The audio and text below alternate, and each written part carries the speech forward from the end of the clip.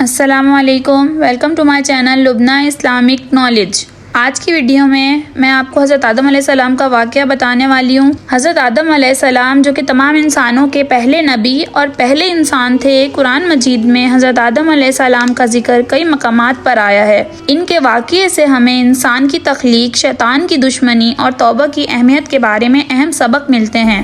ان videos کو میں کچھ پارٹ میں ڈیوائیڈ کروں گی۔ یہ پارٹ 1 ہے جس میں آپ کو حضرت آدم علیہ السلام کی تخلیق کے بارے میں بتاؤں گی۔ اللہ تعالیٰ نے حضرت آدم علیہ السلام کو مٹی سے پیدا فرمایا۔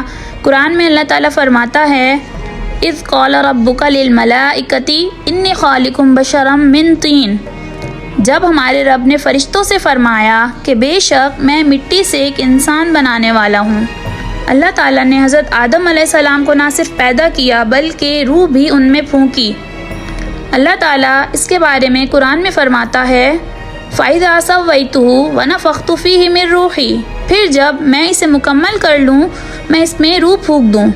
اللہ تعالیٰ نے تمام فرشتوں کو حکم دیا جس کا ذکر قرآن میں یوں آتا ہے فَسَجَدَ الْمَلَائِكَةُ كُلُّهُمْ أَجْمَعُونَ، تو تمام فرشتوں نے سجدہ کیا الا ابلیس، مگر ابلیس نے استکبر وکان من الکافرین، ابلیس نے غرور کیا اور کافروں میں ہو گیا۔